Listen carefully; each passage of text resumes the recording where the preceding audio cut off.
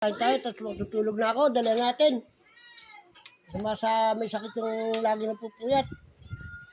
Hindi na ako mag-ano na pinagalitan na ako ng doktor. So din, baka gusto mo ayaw ng mababuhay mo. Guys, kain tayo. Okay. Ito yung gata. Palaing. Okay. Nakita mo naman sa awa ko Pagkaganyan. Tsaka ulam namin Pamatay. Ito gusto mo ito? Mahal ko? Oo. Kunin mo na yun na sa ano. Yan.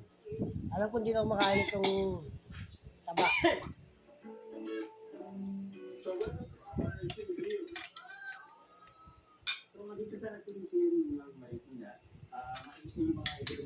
Okay guys, kain tayo. Mga past mayors of Marikina, mga sports personalities, mga showbiz personalities, at mga tao sa gusto ng Marikina. So, enjoy nyo. Medyo gumaganda na yung kondisyon ko Naunahan na kasi natin agad pagamot no? Hindi ito. Babang pahiga. Pahinga ko nito na hindi ako tumatayo. Arinola tapos kain konti. Mga 2 linggo, kulang 3 linggo. Naunahan lang siya isang araw. Ito ang dating rice mill ng pamilya Tuwaso. Nagpalaki naman ng Kastila ay maging baka dito ng mga armas.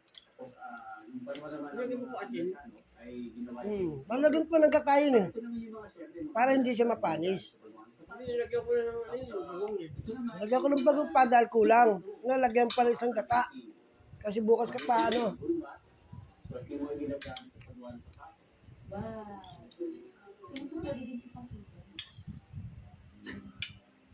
Paglagay mo sa isang gata, baso. So, ito naman yung mga sapatos. Sarap. Ang gumawa nito yung tinatawag na silver factors. Gata niya kulang. Valentinos.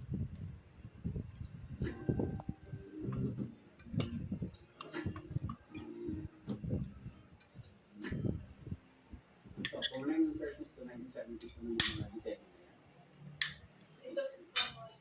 So, medyo, from 1980s to the year 2000 naman ito.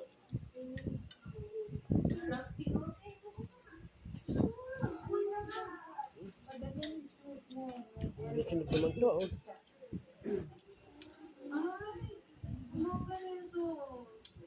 Ayan.